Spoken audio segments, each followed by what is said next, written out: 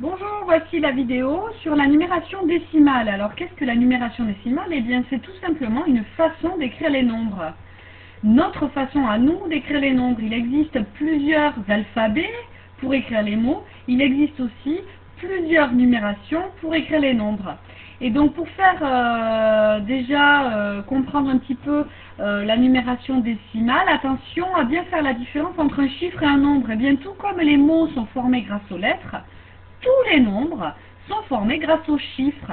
Les chiffres sont donc les symboles qui permettent d'écrire les nombres. Il existe 10 chiffres, le 0, le 1, le 2, le 3, le 4, le 5, le 6, le 7, le 8 et le 9. Voici les 10 symboles qui permettent d'écrire tous les nombres lorsqu'on les met les uns à côté des autres. Par exemple, eh bien, 6523, c'est un nombre qui possède 4 chiffres. De même, portail, P-O-R-T-A-I-L, portail est un mot qui a 6 lettres. Alors, pour ce qui concerne la numération décimale, eh bien, nous allons nous concentrer un petit peu sur l'écriture des nombres décimaux, l'écriture décimale. Dans un nombre, chaque chiffre a un rang, c'est-à-dire une position, une place. Chaque chiffre est obtenu en multipliant, donc si l'on multiplie ça, on va obtenir des dizaines, des centaines, ou en divisant, pour obtenir les dixièmes, les centièmes, on y reviendra, on va multiplier les unités par 10, par 100, par 1000, etc. Par exemple, eh bien, le nombre 523,2 est composé de 5 centaines, de 2 dizaines, de 3 unités et de 2 dixièmes. Ici, on peut voir que l'on a compté de 10 en 10. On a multiplié les unités par 10, puis par 10 pour obtenir les centaines. On a multiplié les unités par 100 pour obtenir les centaines.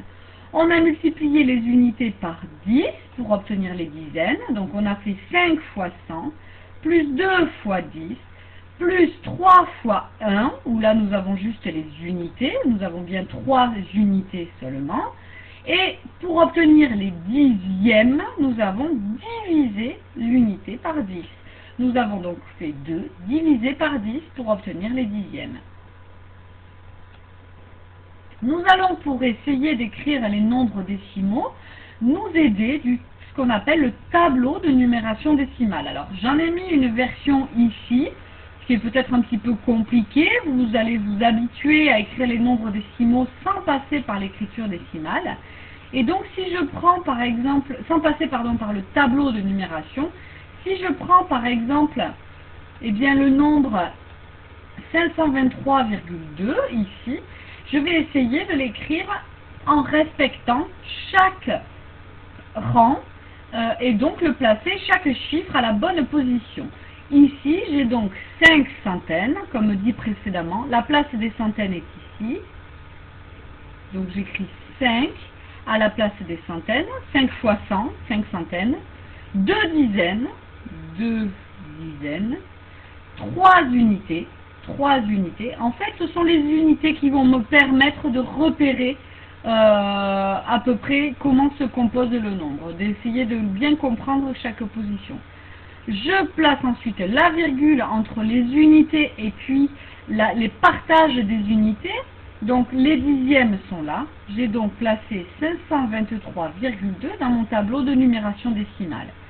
J'ai donc les dixièmes, puis les centièmes, puis les millièmes.